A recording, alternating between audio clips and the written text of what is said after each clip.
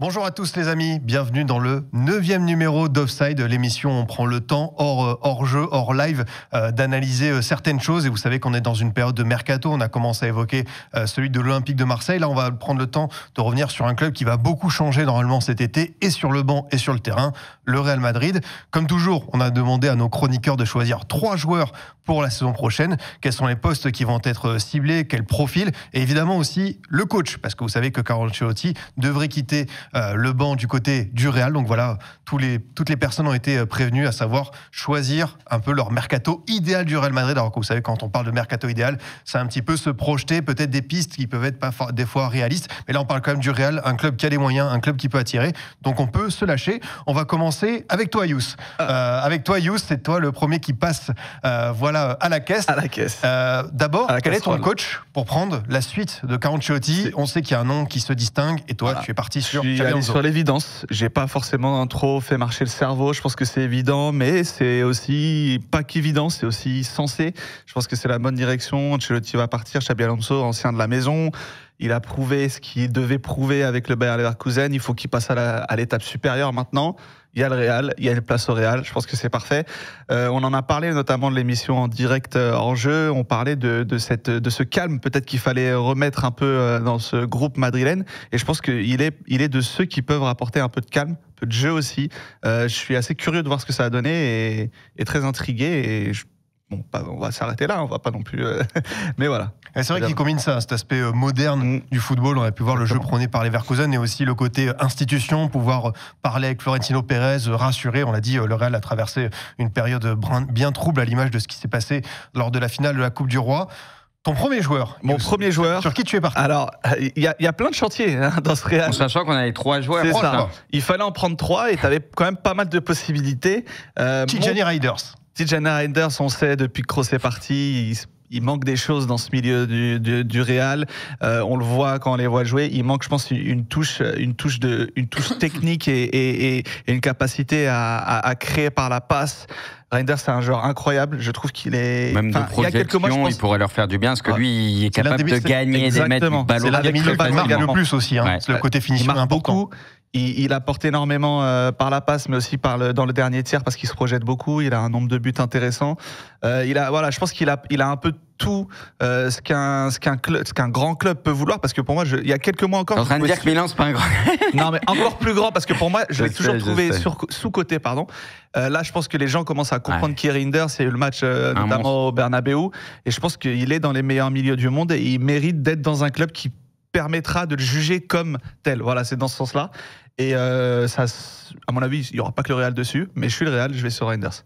Exactement, je comprends ton choix. Pour le deuxième joueur, peut-être un aspect plus défensif. Voilà. Ibrahima Konaté. Il y a aussi du boulot à faire derrière. Je me suis dit que j'irais sur un nom qui n'allait pas forcément être cité. Ibrahima Konaté, qui est un très bon joueur. On le présente plus, encore une grosse saison à Liverpool. C'est le défenseur moderne, il a à peu près tout. Il est costaud, il est bon au pied, pas dégueu, dans les airs, au sol. Il est jeune.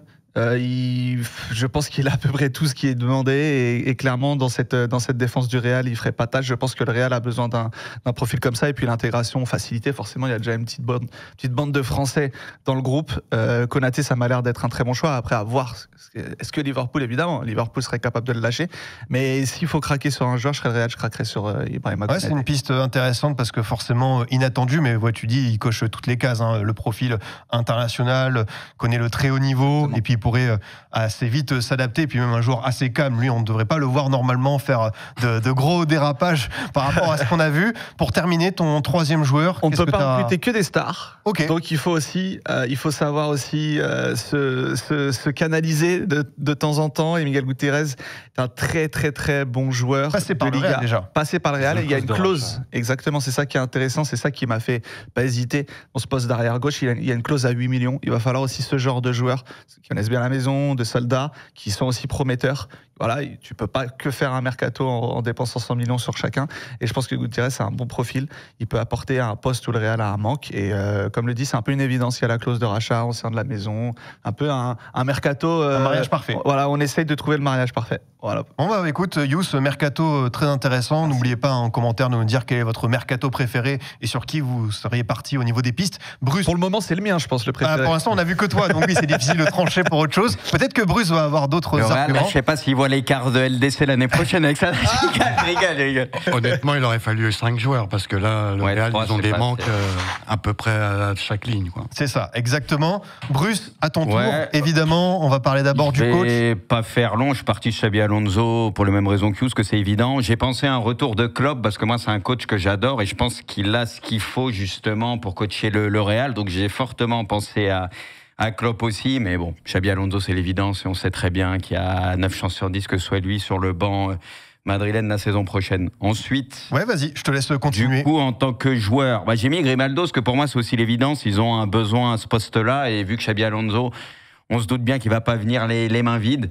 Donc voilà, vu qu'on avait que 3 choix à faire, j'ai essayé de trouver les postes un peu urgents, je trouve, où il y a des gros manques, même si, comme l'a dit Zal, il faudrait plus de 3 recrues, mais je trouve que sur le côté gauche, il pourrait faire du bien, puis en plus, on sait qu'il a une très très bonne patte, donc forcément, ça pourrait apporter beaucoup au Real, et puis voilà, forcément, Leverkusen, Xabi Alonso, on verra, c'est sûr qu'il va venir avec au moins un joueur. Ouais, c'est ça, avoir l'adaptation, le système, c'est ça, sur son voilà, le schéma un coach qui connaît. Voilà, un coach qui connaît, c'est sûr. On a aussi parlé de Florian Wirtz, peut-être qu'il sera dans d'autres listes. Espagnol, international, c'est vrai que c'est vraiment aussi un profil de recrue idéal. Ton deuxième choix, Bruce? Deuxième joueur au milieu de terrain, Guimarães. On sait qu'il y a un besoin aussi au milieu de terrain. C'est vrai que quand il y a la fameuse triplette qu'on parle de Kroos, depuis qu'il est plus là, c'est plus la même chose, mais on peut parler aussi de Modric quand il était au top et Casemiro, bien évidemment, parce qu'on sait tout ce que Casemiro pouvait apporter. Il pouvait être agaçant, mais c'était un sacré joueur aussi.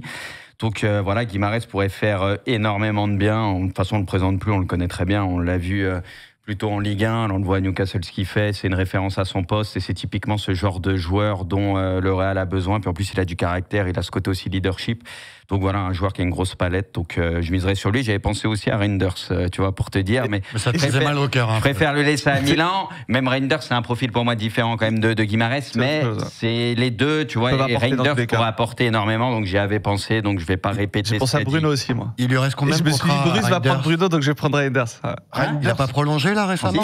Mais il va rester à Milan. Là, c'est sûr, pour le coup, normalement, il va rester à Milan. Tout ce qu'il se dit, il n'y a aucune chance qu'il bouge. City sont sur lui, tout le monde. Mais il est bien à Milan. Il a dit qu'il veut faire des choses avec Milan. Il semble très heureux. Il a prolongé début mars jusqu'en 2030. Donc ça pourrait être un prix difficile, mais on sait que le Real peut avoir hautes ambitions. La tête, hein. Ça peut aussi être une offre, comme on dit, impossible à refuser. Et pour terminer, Bruce, ton dernier joueur. Tirelire, c'est le Real, je m'en bats les reins, il y a des moyens.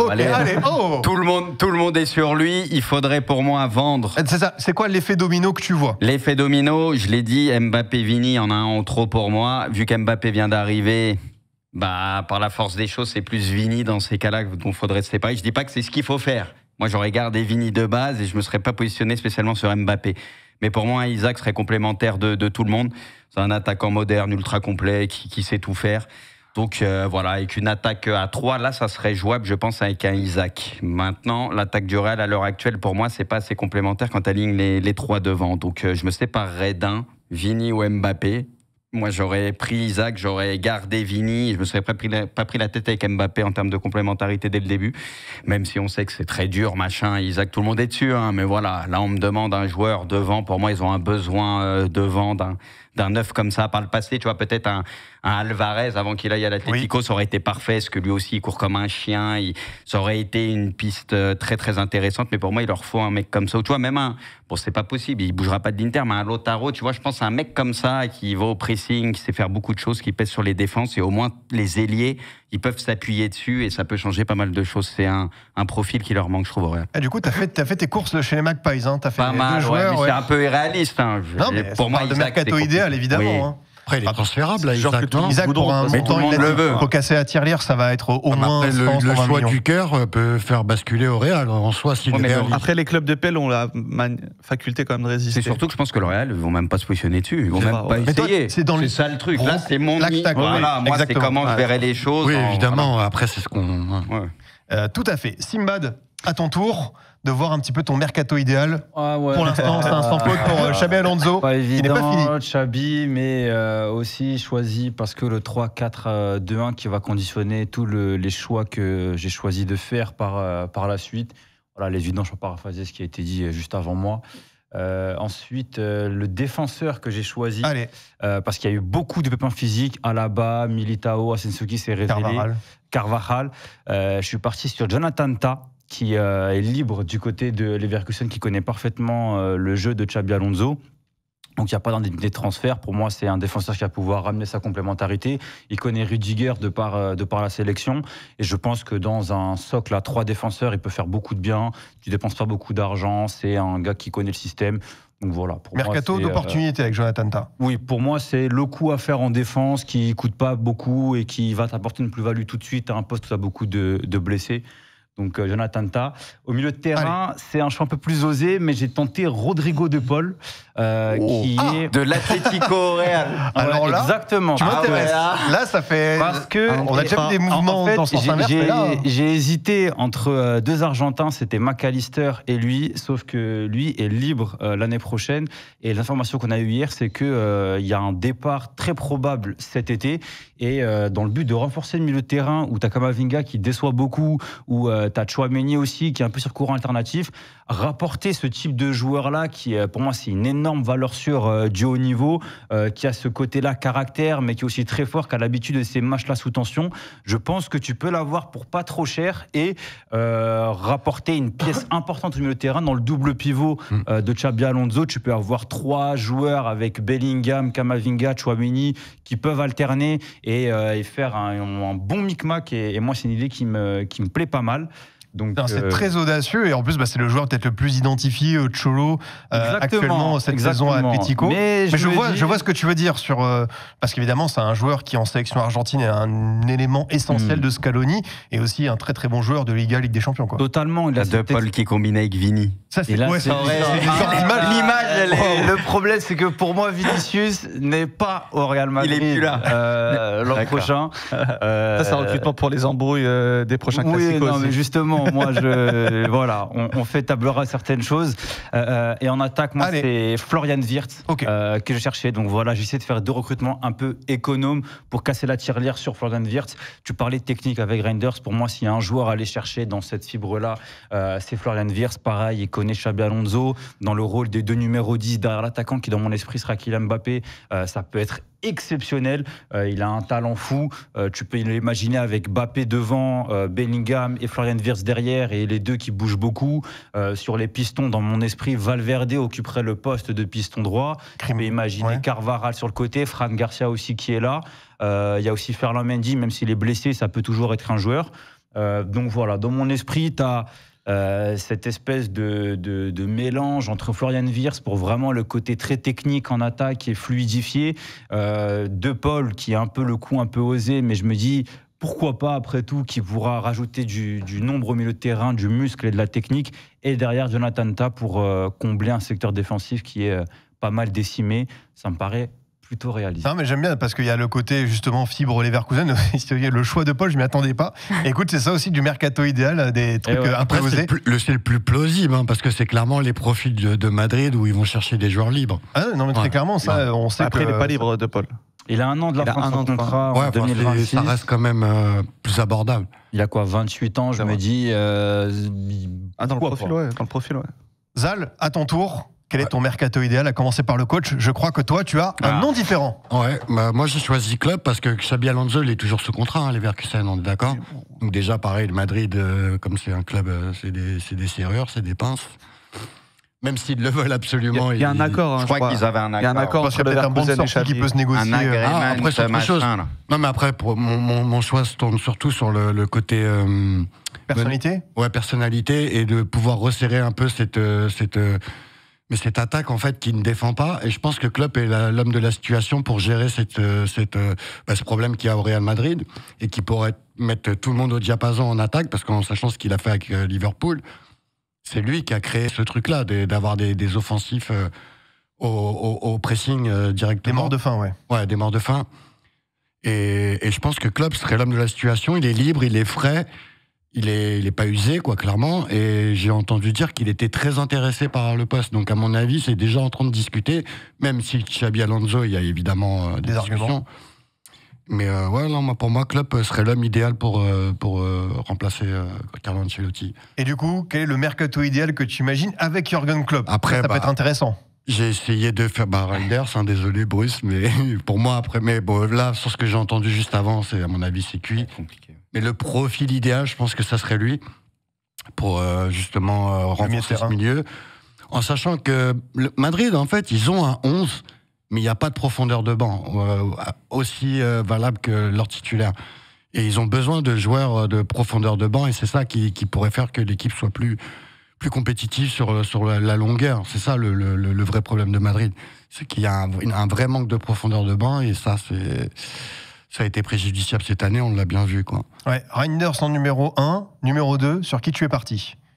Alors, j'ai du mal à dire son nom. Dean Huijsen. Dean Huijsen. Bah, lui, déjà, nous, le PSG, on s'était intéressé. Tout le monde le veut aussi, lui. Je pense qu'il leur faut un jeune défenseur qui pourrait s'acclimater sur la durée avec les défenseurs qui sont en place. Il y a Militao qui va revenir. Bon, Rudiger, on va pas non plus l'exclure de l'équation. De l'équation, parce que je pense qu'il partira pas non plus, tu vois. Donc, il faut un joueur qu'on puisse intégrer sur la durée. Une histoire de 2-3 saisons maximum, mais je pense que lui, il aurait le profil pour être un des meilleurs défenseurs. On va doser un petit peu, mais peut-être dans les meilleurs défenseurs du monde, s'il est un peu à la Varane, hein, quelque part. Donc j'ai choisi ce joueur-là, et puis je pense que c'est un joueur accessible. Ouais. Et du coup, pour terminer, sur qui de miser. Oh là là là. Ouais. Ok. Alors là, tu m'intéresses beaucoup. Ouais, mais justement, moi, je suis pas. On va dire que ça a clairement pas matché à Liverpool. Ah oui. Tu vois, ça a été difficile.